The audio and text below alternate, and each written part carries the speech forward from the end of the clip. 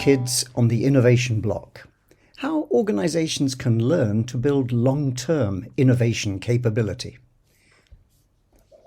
Let me start with a confession. I play the banjo. Now that's often a cue for a series of bad jokes, all of them at the said frying pan picker's expense. An example: what's the difference between an onion and a banjo? No one cries when you chop up a banjo. Or the difference between a Harley-Davidson motorcycle and a banjo. You can tune a Harley, and so on. You get the drift. But even banjo players can make good sometimes, especially if, like one Richard Drew, they use the money they earn playing in the evenings to fund their part-time studies in machine design and mechanical engineering. That's the kind of determination which helped convince the 3M Corporation to take him on as a lab technician back in 1921. Their investment soon paid off. When you think about the early days of the car industry, your mind probably jumps to Henry Ford and his amazing team of engineers who enabled mass production. Back in 1909, Ford outlined a new strategy for the company, one which concentrated on a single model, the Model T, which could be built in high volume at low price. Something which involved a number of trade-offs, not least in massively editing down the choices available to customers. It was at this strategy meeting that he memorably said, "Any customer can have a car painted any colour that he wants, so long as it's black." Now that decision helped establish the Model T as a car for every man at a price every man can afford, bringing that price down by 75% and putting it within the reach of many people. But it didn't satisfy the market for long. People wanted more choice in models, styles, and colour schemes, all of which made life more difficult for the skilled craftsmen in the paint shops trying to deliver ever more exotic paint jobs without slowing down production.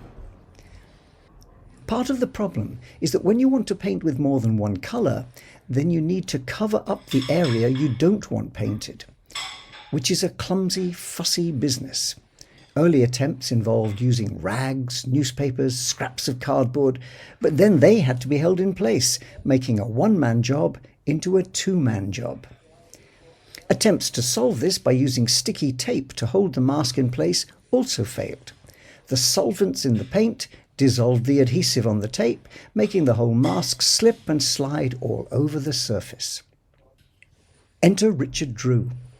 He was visiting a paint shop trying to sell a new kind of sandpaper which 3M had launched.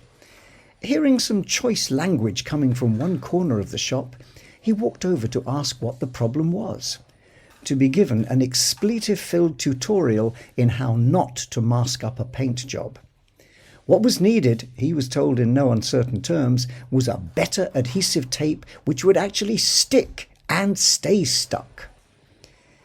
He went back to his office and began to tinker around with various formulations to try and make something suitable. His boss wasn't too pleased, ordering him to get back to his main job of selling sandpaper. But he kept on with the quest.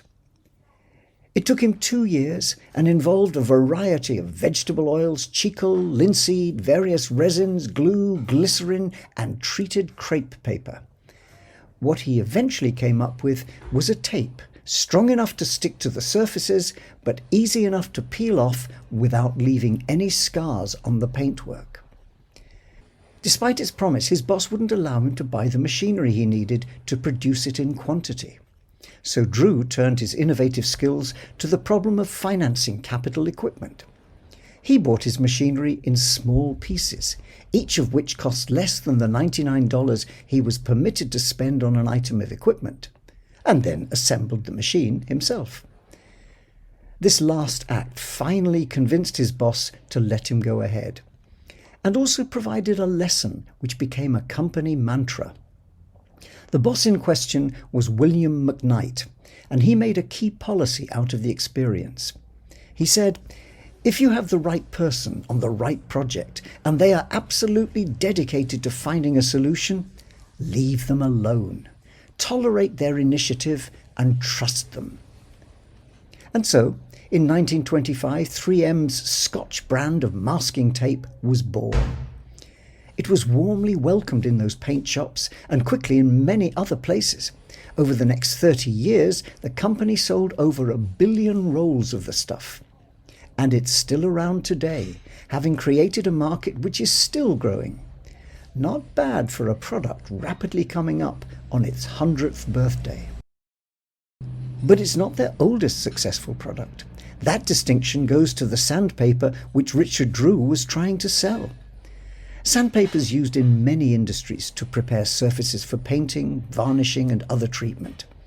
And people working in furniture factories or rubbing down walls to make a smooth surface for painting in the construction industry, or our old friends in the automotive paint shops, all of them shared the same problem: dust.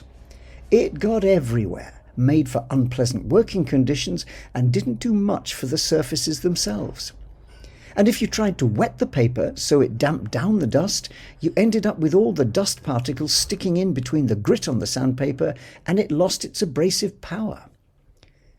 That was a problem which a solo entrepreneur, a self-confessed tinkerer called Francis Oakey, had been working on. In order to test his ideas, he needed samples of sandpaper from the many different companies on the market, including 3M. They were intrigued by what he wanted the samples for, and so they paid him a visit, and discovered somebody sitting on a great idea, but rapidly running out of money and options. His great idea was a sandpaper with silicon carbide grit and a waterproof adhesive backing, which he'd christened Wet and Dry. The big advantage to paint shops was that sandpaper could be used wet. The water running off the sanded surface would carry the dust particles away without clogging up the grit and losing its abrasive power. Now, these days we're used to hearing about examples of open innovation and stories of happy marriages made between entrepreneurs with bright ideas and established companies with the experience to help bring those ideas to market and to scale them. But back in 1921, 3M was very much a pioneer of this approach, to their mutual benefit. They offered Oakey a job with enough freedom to continue with his tinkering, took on his patent, and brought Wet or Dry sandpaper to the market, where you can still find it today, having just celebrated its 100th birthday. Now, both of these products were not only very successful, they also created whole new categories, opened up whole new markets. What's impressive about 3M is the way they've managed to repeat this trick over decades. Think, for example, of Scotch tape, still selling millions of rolls per year since its launch in 1930, and the handy tape dispenser for it, born in 1939. The old tape meister Richard Drew was behind this one as well. Using many of the skills he'd learned in building the machinery to manufacture masking tape, his team managed to create a transparent, cellulose-based tape which is still at the heart of the company's business 90 years later. Or Scotch-Lite reflective traffic signs, 1939. Scotch Guard upholstery protection, 1956. Scotch-Brite washing up pads, 1958. Micropore surgical tapes, 1960. Thinsulate fabric, 1979. And the relatively recent Post-it notes in 1980. All well-established products, all still on sale today, with others joining them all the time. 3M has around 50,000 products in its range and commits to the widely published strategic challenge of getting a third of its revenue from products it's launched within the preceding 3 years. Now, that kind of success isn't accidental. It's sometimes easy to forget that even the world's largest companies, and with $32 billion of sales and close to 100,000 employees, 3M certainly qualifies in this category. But even those largest companies were once startups. And a key feature of startups, the successful ones, is that they are fast learners.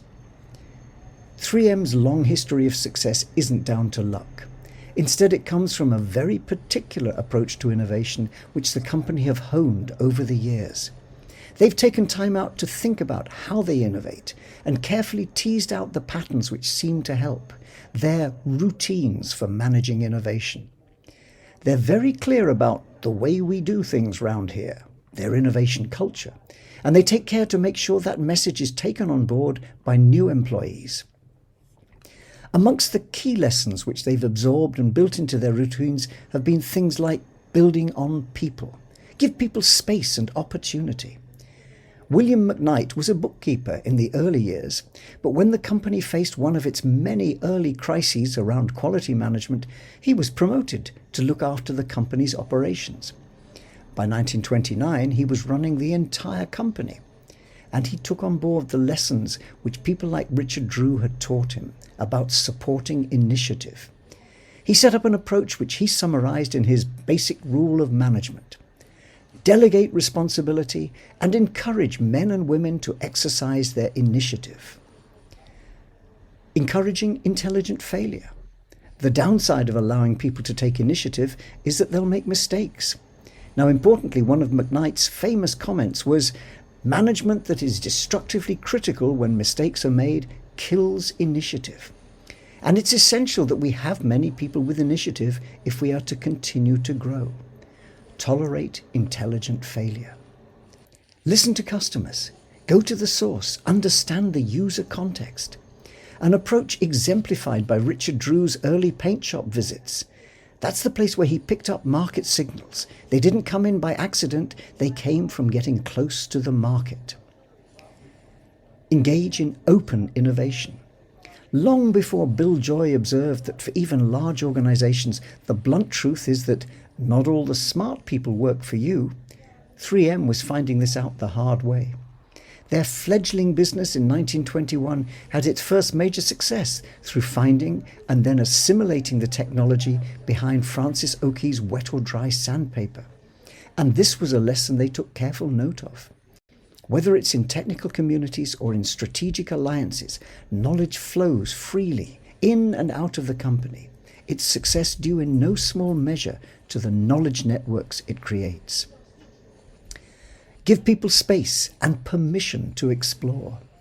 3M's famous for its 15% policy, effectively signaling to people that it's okay to explore and play around with ideas for up to 15% of their time. The origin of this number was the calculation that if people spent the equivalent of a couple of coffee breaks plus their lunch hour, they would have about 15% of their time free to think about their own projects. But don't give them too much time. The 3M culture of intrapreneurship is built on the expectation that people will also use their own time and initiative. Richard Drew's 2-year quest to find the recipe for masking tape was an off-the-books piece of internal entrepreneurship, as was Art Fry and Spence Silver's development of Post-it notes. Manage your knowledge base. From their earliest days, 3M sought to understand the science of coating surfaces, and then were able to put this knowledge to use across many different categories and markets. But this was more than simply managing a database. Their successful combination and recombination of knowledge owes much to the idea of internal communities of practice, managing knowledge flows across to the company, and to a consistent commitment to doing their own research and development, as well as making use of what others know. Manage your innovation portfolio. McKnight famously carried out an audit of the company's products, trying to find the patterns behind their breakthrough successes. And this led to setting up a cross-company new products department with the responsibility to pick up both technological possibilities and market opportunities, balancing risks and rewards and using this to drive innovation strategy. Creating internal entrepreneurship capacity. McKnight had noticed that Richard Drew, despite his early success, had become bogged down in the systematic process of product development. His freewheeling, slightly maverick approach no longer fitted the company's more formalized one. So McKnight offered him the chance to handpick a small team and start an open-ended invention facility, the Products Fabrication Lab, as a place where misfits like himself could find a home. It was an astute move. Over the next 20 years, the ProFab Lab developed a string of breakthroughs like micropore surgical tape, face masks, respirators, and artificial turf. Its value wasn't just in the products and technologies that they created, but also in the underlying message that there are many different ways in which to approach innovation. That same culture of intrapreneurship was what underlined the emergence of Post-it notes a generation later. So 3M's story is a reminder of the importance of learning and building capability to manage innovation. It's not about doing one thing well, but about finding different ways of handling the challenges of creating value from ideas. And having extracted key lessons, even from situations in which they failed, putting those recipes into practice and reinforcing them. To borrow a quote attributed to the famous golfer Gary Player, "It's a funny thing.